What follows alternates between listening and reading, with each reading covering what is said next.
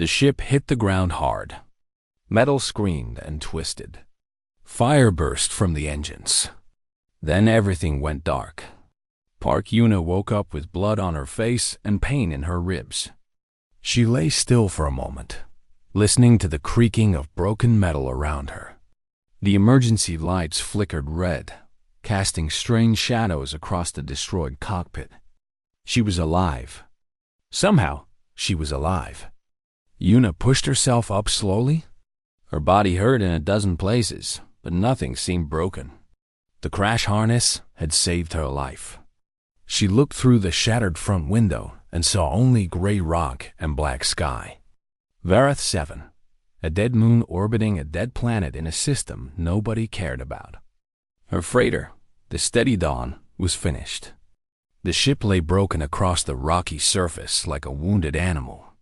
Smoke rose from what remained of the engine room. There would be no flying away from this place. Yuna checked her emergency beacon.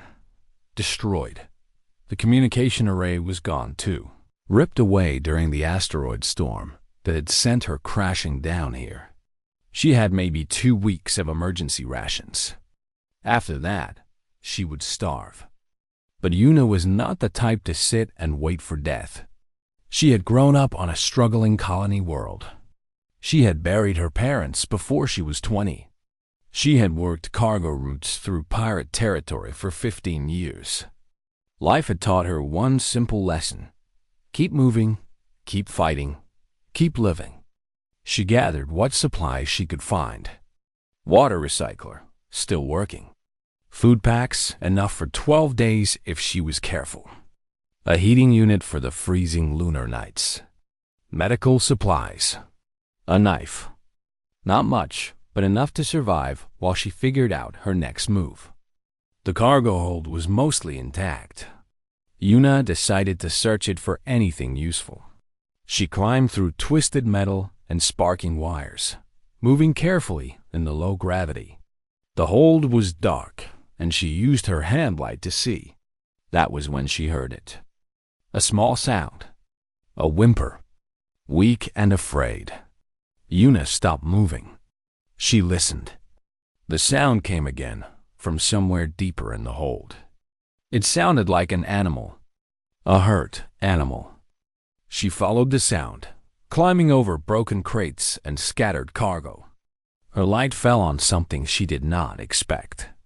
A hidden compartment revealed by the crash damage. The wall panel had been torn away, showing a secret space behind the regular cargo area. Cages.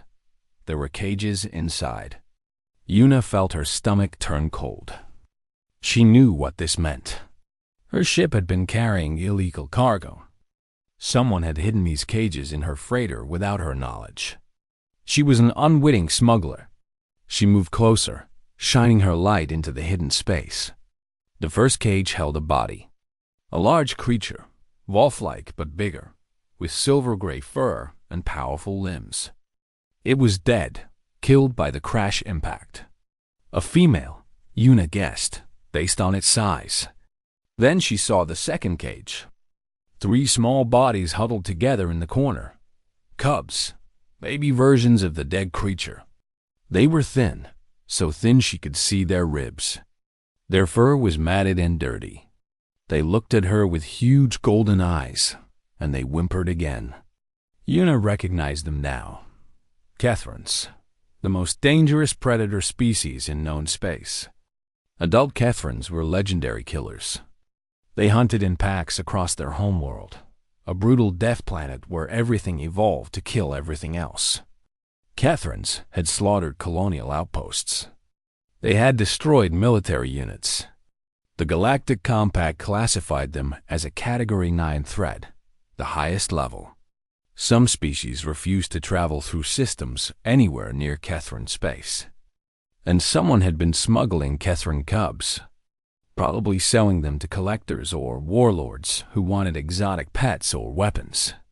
The mother had died protecting them during the crash. Now, the babies were alone. Every logical part of Yuna's brain told her to walk away. These creatures would grow into monsters. They would probably kill her the moment they were strong enough. Helping them was suicide. But Yuna looked at them, really looked at them, and she did not see monsters. She saw 3 hungry, frightened children who had just watched their mother die. She thought about her own mother, how she had held Yuna during the colony's hard winters, how she had shared her food even when there was not enough, how she had died still trying to protect her daughter from the sickness that swept through their settlement. Yuna opened the cage. The cubs pressed themselves against the back wall, trembling. They were too weak to even growl properly. The smallest one could barely lift its head. Yuna sat down slowly, making herself small and unthreatening. She pulled out a food pack and opened it. The smell of protein paste filled the air. The cubs' noses twitched. They were starving. Yuna could see the war in their eyes, fear fighting against desperate hunger. She placed the food on the cage floor and pushed it toward them. Then she backed away. For a long moment, nothing happened. Then the boldest cub, a male with dark markings around his eyes, crept forward. He sniffed the food carefully. His eyes never left Yuna. Then he ate, quickly, desperately. The other 2 followed. A female with lighter fur, moving cautiously, testing each step. And the smallest one, another male, so weak he could barely walk. They ate like they had not been fed in days. They probably had not been. Yuna watched them and felt something shift inside her chest. She had just given away food she needed to survive. She had just made her own situation worse to help creatures that might kill her someday. But she could not feel bad about it. Looking at those 3 small bodies, finally eating, finally feeling safe enough to let down their guard, Yuna felt something she had not felt in years. Purpose. She had been alone for so long, moving from job to job, system to system, never staying anywhere, never connecting with anyone. Her life had become a gray routine of survival without meaning. Now she had something to protect. Yuna did not know if she would live long enough to be rescued. She did not know if the cubs would turn on her once they grew stronger. She did not know anything about raising alien predators. But she knew one thing. She was not going to let them die alone in the dark. She gave them names that night. The bold one became Haru, meaning day in the old language of her ancestors. The cautious female became Bomi, meaning spring. And the weak little one, the fighter who refused to give up, became Taiho, meaning great. Yuna sat in the wreckage of her ship, surrounded by 3 alien cubs who watched her with golden eyes, and she made a promise. She would find a way to save them. All of them. Whatever it took. The Forsaken cub selected the human as family. Part 2, the first week, was the hardest. The cubs did not trust Yuna. They ate the food she gave them, but they watched her with suspicious eyes. When she moved too quickly, they growled. When she tried to touch them, they snapped their small teeth at her hands. Yuna did not blame them. They had been captured, caged, and watched their mother die. Why would they trust anyone? So she was patient. She moved slowly around them. She spoke in soft, gentle tones, the way her grandmother used to speak to nervous animals on their farm back on Earth. She did not force them to do anything. She simply existed near them, day after day, showing them that she was not a threat. The cold was terrible. Vera 7 had no atmosphere to hold heat. When the sun set, the temperature dropped so fast that ice formed on the inside of the ship's walls. Yuna's heating unit was small, designed for 1 person. It could not warm the whole cargo hold. On the 3rd night, Yuna woke up shivering. Her breath made clouds in the air. She looked over at the cubs and saw them huddled together, shaking from the cold. Their thin bodies had no protection against this kind of freeze. She made a decision. She picked up the heating unit and moved it closer to the cub's corner. Then she wrapped herself in every piece of clothing and fabric she could find and went. Back to sleep. She woke up warmer than before. The cubs had moved during the night. They were pressed against her body, sharing their heat with hers. Bomi was curled against her back. Taiho was tucked under her arm, and Haru lay across her legs, his golden eyes open, watching her. He did not growl. He did not look afraid. Something had changed. After that night, the cubs stayed close to her. They followed her when she searched the wreckage for supplies. They sat near her when she ate. They slept against her body every night, a warm pile of fur and breath. Yuna's food supply was running low. She had been giving the cubs most of it. They were growing stronger while she grew weaker. She could feel her body using up its reserves, her muscles getting softer, her movements getting slower. But she did not stop. She could not stop. Every time she looked at Taiho, finally strong enough to run and play, she knew she had made the right choice. On the 10th day, the night crawlers came. They came up from underground, drawn by the heat and the smell of living things. They were long, segmented creatures with too many legs and mouths full of venomous teeth. Yuna had read about them in old survey reports. They were not supposed to be dangerous to healthy adults, but Yuna was not healthy anymore. And the cubs were still young. She heard them before she saw them. A scratching, clicking sound from the darkness outside the ship. Then a shape appeared in the hole where the cargo bay door used to be. Then another. Then 5 more. The cubs woke up. Bomi pressed against Yuna's legs, trembling. Taiho tried to make himself small behind his sister. But Haru stepped forward, putting his small body between the night crawlers and his family. He was brave, but he was still just a cub. The night crawlers were each twice his size. Yuna picked up her knife. She had never been a fighter. She was a cargo hauler, a pilot, a survivor. But something burned in her chest as she watched Haru try to protect them. Something old and fierce that had no name. She would not let these things hurt her cubs. Yuna screamed and charged. The night crawlers were surprised by her attack.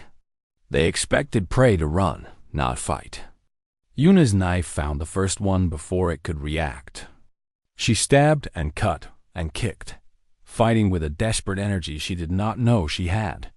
The creatures bit her. Their venom burned in her blood. She felt her arm go numb, then her leg. But she kept fighting. She killed 3 of them before she fell. The remaining night crawlers moved toward her, toward the cubs. Yuna tried to get up, but her body would not obey. The venom was spreading. She could only watch as the creatures came closer. Then Haru attacked. He was small and young, but he was still a Kethron. His teeth found the soft flesh behind a nightcrawler's head. Bomi joined him, tearing at another creature's legs. Even little Taiho fought, biting and scratching with everything he had. The night crawlers fled. They disappeared back into their tunnels, leaving their dead behind. Yuna lay on the cold floor, barely conscious. The cubs gathered around her, whimpering and licking her wounds. She could feel their worry, their fear. Not fear of her, fear for her. She managed to smile. The fever came that night. The venom worked through her system, burning her from the inside. She shook and sweated and cried out in her sleep. She dreamed of her mother, of her home, of green fields under a blue sky. The cubs never left her side. They brought her water, carrying the container in their mouths. They kept her warm with their bodies. They chased away the insects that tried to land on her wounds. They did not understand medicine or healing, but they understood pack. They understood family. On the 4th day of her fever, Yuna opened her eyes. Haru was there, his face close to hers. He made a soft sound, a noise she had never heard from him before. It was not a growl or a whimper. It was something gentler. Something like a greeting. Something like love. Yuna reached up with a weak hand and touched his fur. It was soft, softer than she expected. Haru closed his eyes and pressed into her palm. Bomi and Taiho came closer, adding their own sounds to Haru's. They were speaking to her in their own way.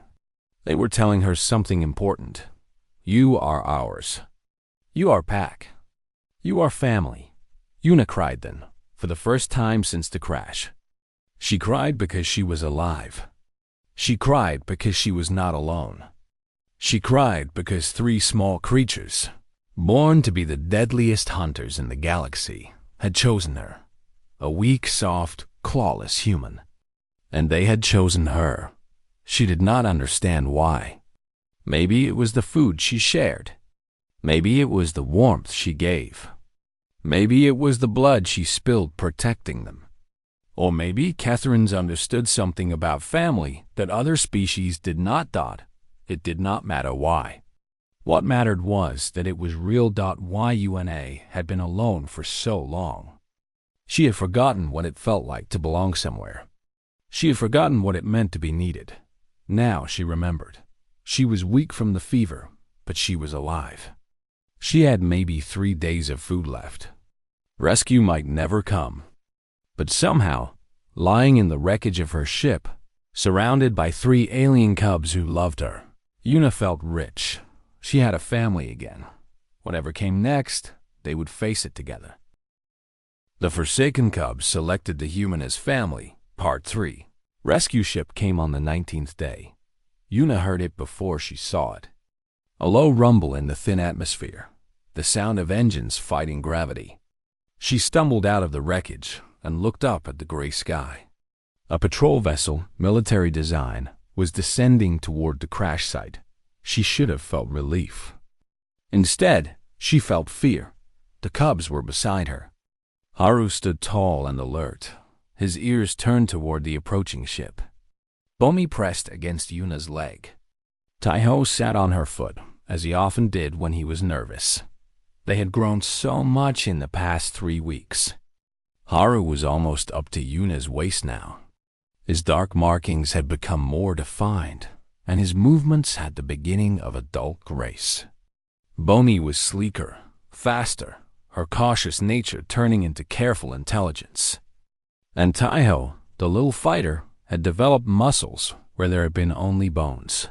They were no longer helpless babies. They were young Catherines. And soon, everyone would know it.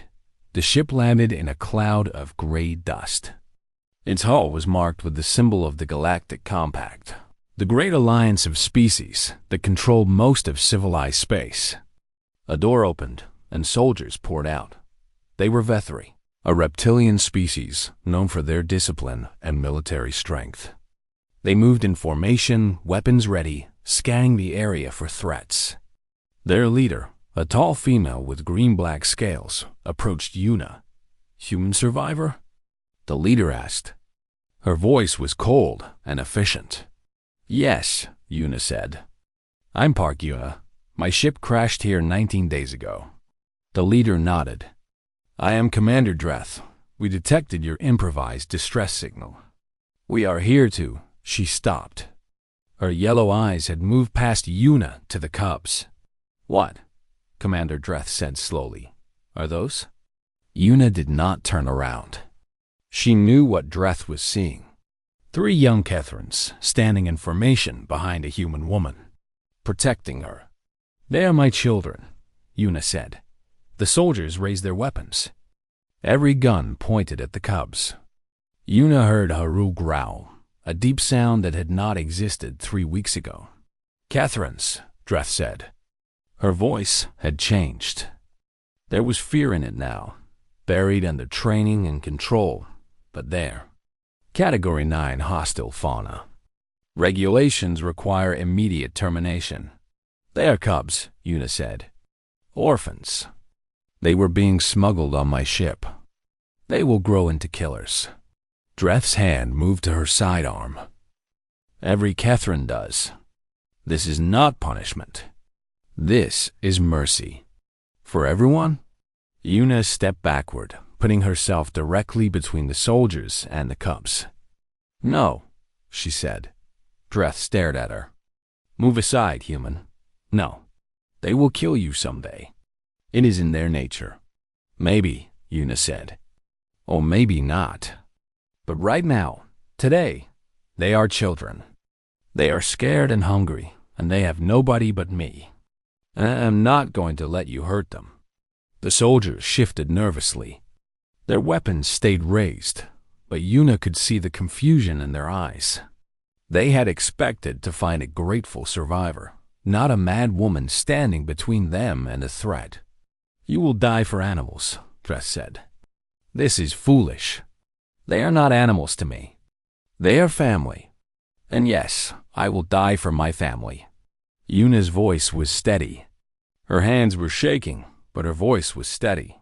You will have to shoot through me first. Silence fell over the crash site.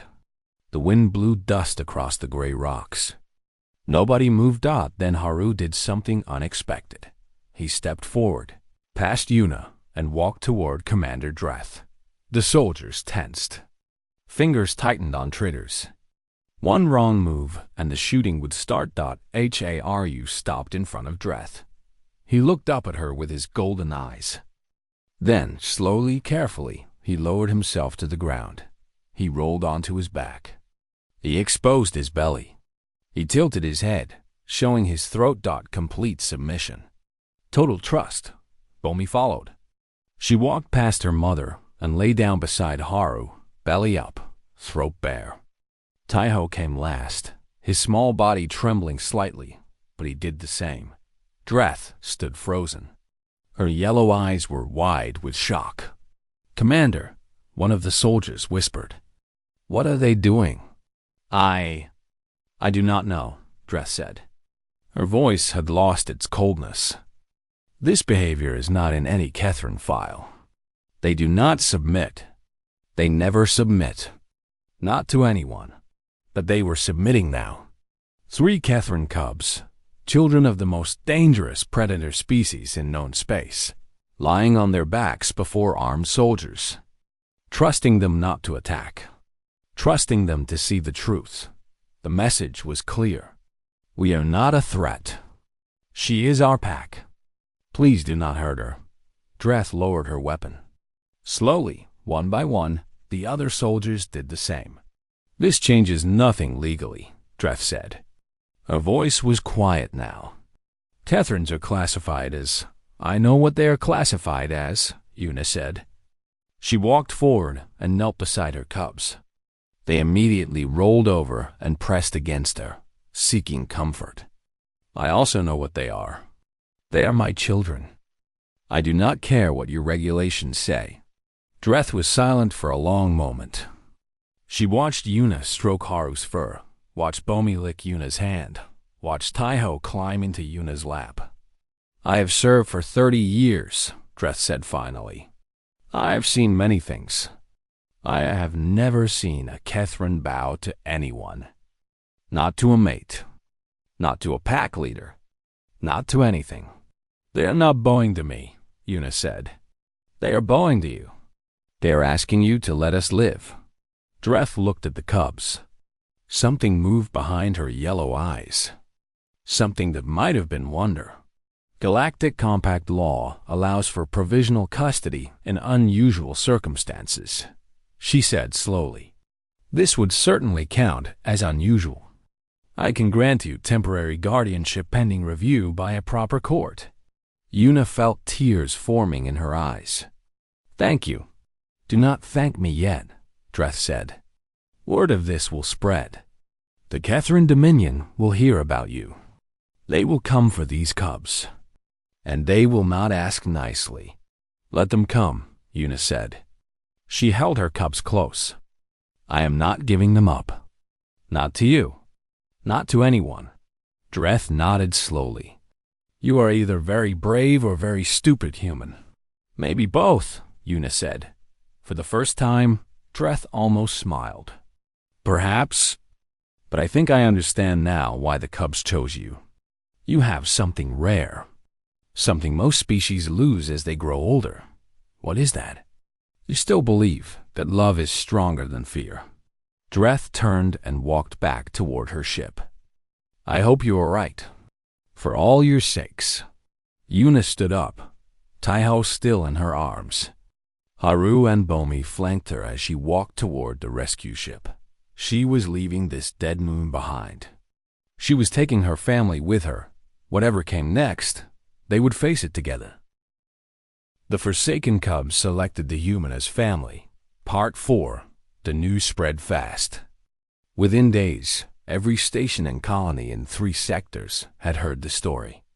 A human woman had bonded with Catherine Cubs.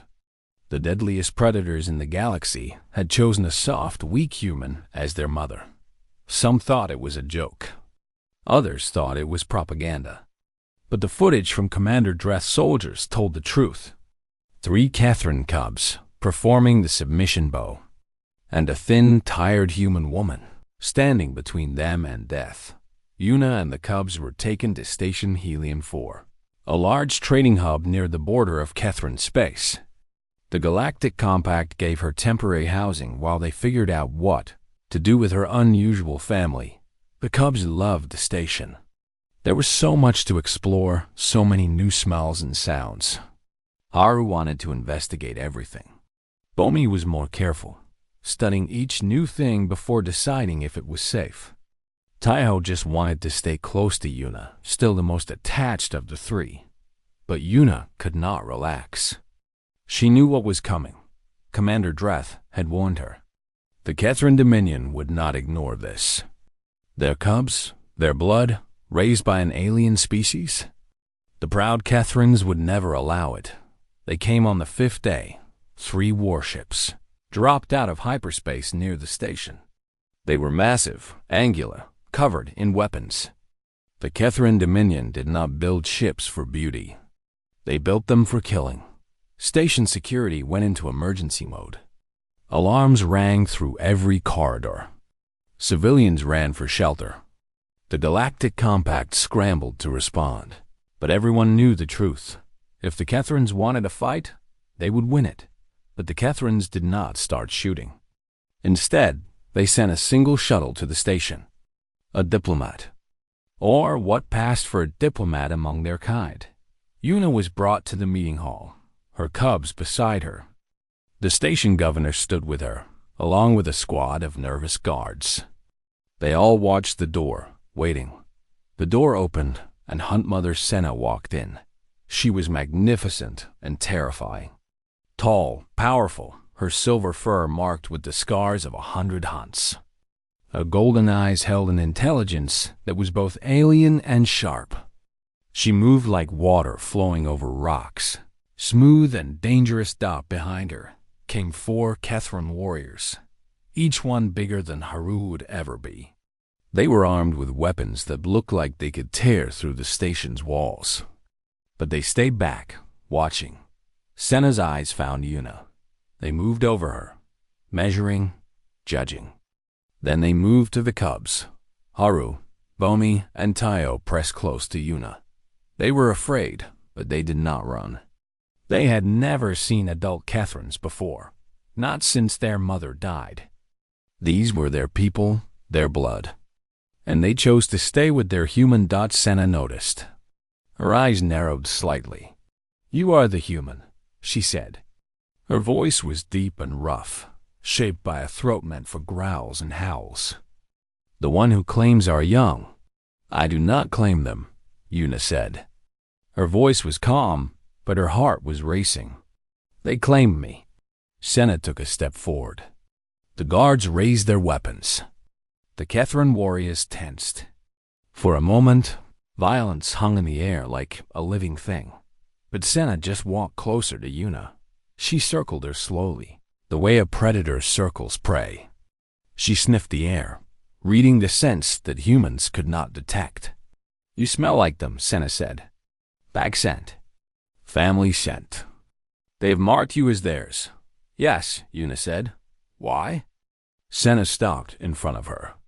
"You are prey. Soft, weak, no fangs. No claws, no strength. What could you possibly offer our young that we cannot?" Yuna met Senna's eyes. She did not look away, though every instinct screamed at her to run. "I offered them my food when I was starving," she said. I gave them my portion and ate less so they could grow. I offered them my warmth when I was freezing. I moved my heater to their side of the camp and nearly froze myself. I offered them my blood when predators came. I fought things that could have killed me because they were going to hurt my cubs. Senna listened. Her face showed nothing. I did not do it because I am strong, Yuna continued. You are right. I am weak. I am soft. I have no weapons except my heart. But my heart told me that those 3 children needed someone to love them. And I did. I do. I will. She took a breath. I did not ask them to choose me. They could have run away when they grew stronger. They could have left me to die during my fever. They could have joined you now, walked to your side, forgotten me. But they did not. They stayed. They chose. Yuna looked at her cubs. Haru looked back at her with steady eyes. Bomi pressed closer to her leg. Taiho wrapped his tail around her ankle. I will not give them up, Yuna said. Not to you. Not to anyone. You can kill me if you want. You can take them by force. But I will not surrender them. They are my family. The room was silent. The station governor looked like he might faint. The guards gripped their weapons so hard their hands shook. Senna stared at Yuna for a long moment. Her golden eyes were unreadable. Then she spoke. The Catherine way is pack, she said. We do not value blood. We value bond. A cub is not ours because we gave birth to it. A cub is ours because we fight for it, bleed for it, die for it. She looked at the scars on Yuna's arms. The marks left by the night crawlers. You have bled for them. She looked at Yuna's thin frame. The evidence of weeks of giving away her own food. You have starved for them. She looked at Yuna's eyes. Steady and unafraid, even before the most dangerous creatures in the galaxy. You would die for them. Senna stepped back. By every measure of our own law, you have earned your place. The cubs have named you as pack. We will not dishonor their choice. A gasp ran through the room. The station governor nearly collapsed with relief. But Senna was not finished. You will come to our flagship, she said. You will speak before the council. They will want to see the human who tamed our young. They will want to judge if you are worthy. I will come, Yuna said. But they are coming with me. She looked down at her cubs. Haru stood tall beside her. Bomi's eyes were bright with something like hope. Taiho wagged his tail for the first time since the Kethrans arrived. Senna watched them. And for just a moment, something changed in her golden eyes. Something that might have been respect. Yes, she said. They will come. A pack does not separate. Yuna nodded. She took her cubs and followed the hunt mother of the Kethran, Dominion, out of the room. She was walking into the heart of predator territory. She was a soft, weak human surrounded by killers, but she was not afraid. She had her family, and that was enough. The Forsaken Cubs selected the human as family. Part 5. The Kethran flagship was called the Iron Fang. It was the largest warship Yuna had ever seen. Its corridors were wide and tall, built for creatures bigger than humans. The air was warmer than station standard, and it smelled of metal and musk and something wild. Everywhere Yuna walked, Kethran warriors stopped to stare. Some growled low in their throats. Others just watched with those golden eyes that never seemed to blink. She was prey walking through a den of predators. Every instinct told her to run, but her cubs walked beside her. Haru on her left, Bomi on her right, Taiho riding on her shoulders because he got tired easily. They did not seem afraid. They held their heads high, and when adult Kethrans looked at them, they looked back. We are pack, their posture said. She is ours. Hunt Mother Senna led them to the council chamber. It was a huge room, circular, with seats rising like steps around a central platform. Hundreds of Kethrans filled those seats. The pack leaders, the hunt leaders, the elders of every major clan. The most powerful Kethrons in the Dominion.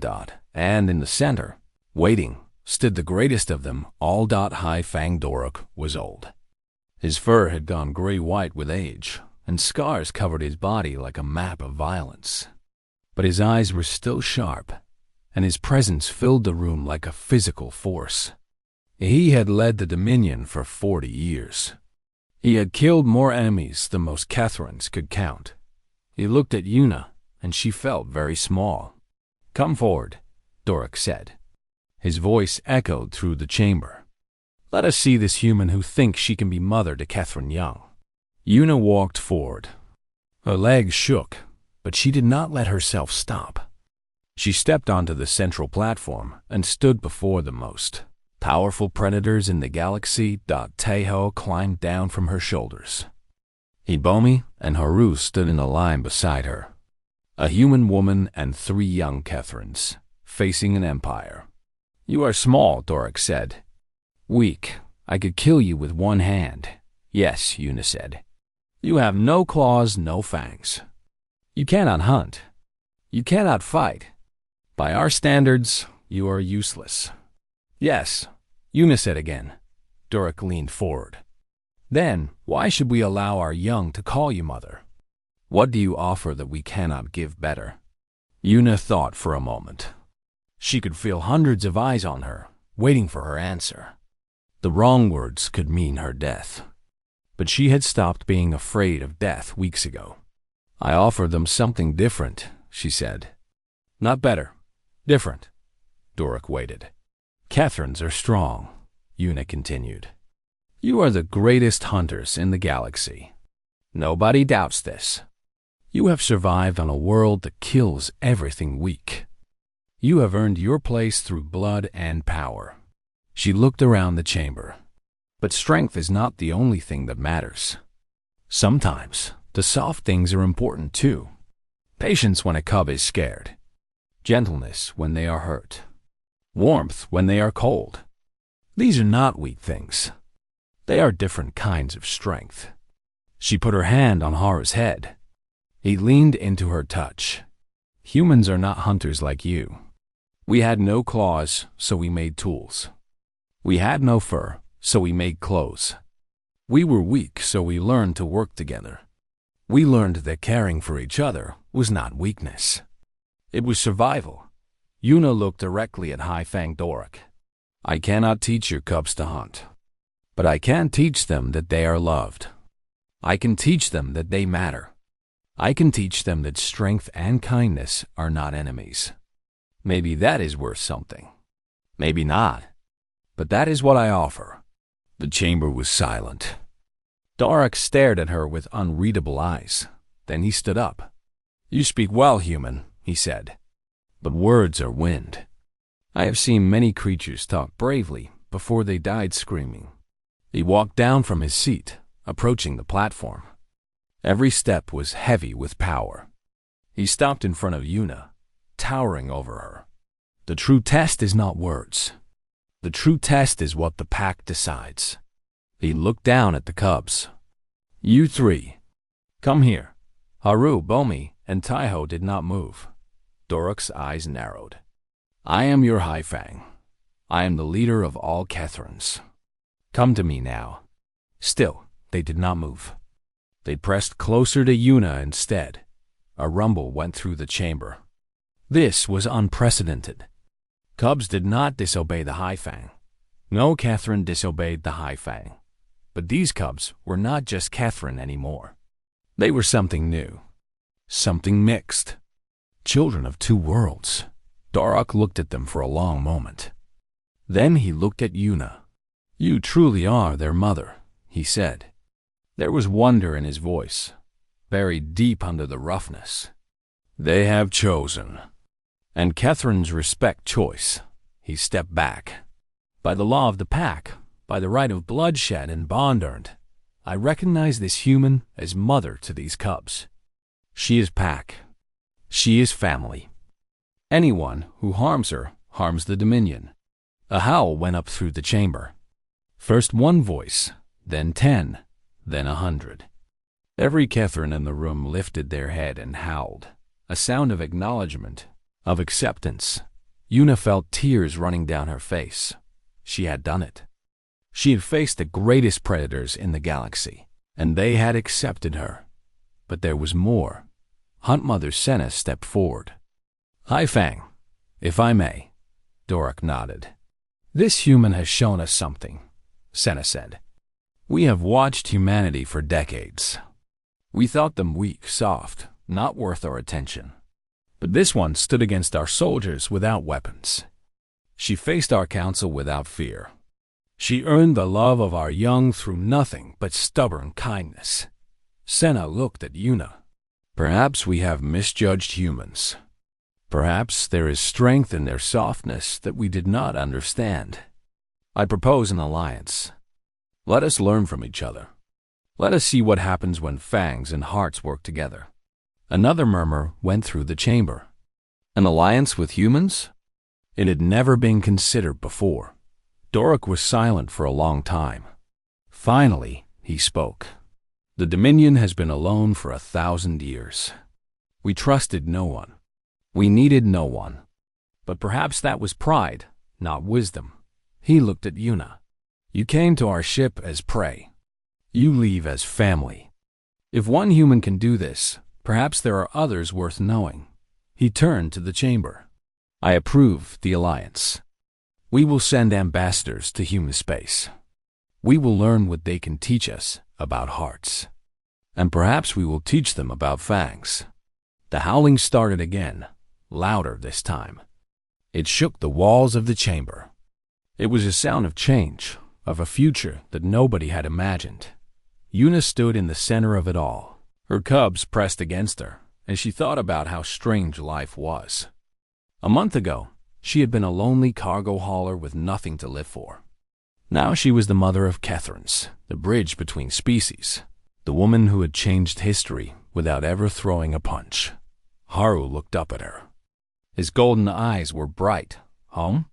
he said. It was the first human word he had ever spoken. Una smiled through her tears. "Yes," she said. "Let's go home." 10 years later, on the green hills of New Bizen Colony, 3 fully grown Catherine hunters raced across the meadow. They were magnificent, terrifying, and utterly devoted to the human woman who watched from the farmhouse porch.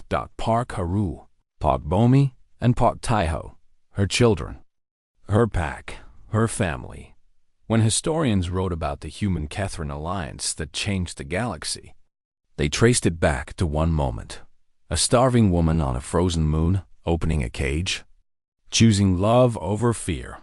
The fiercest hunters in the galaxy bowed to humanity. Not because humans conquered them, not because humans were stronger, but because one human showed them that the greatest strength of all is the strength to love, and that made all the difference.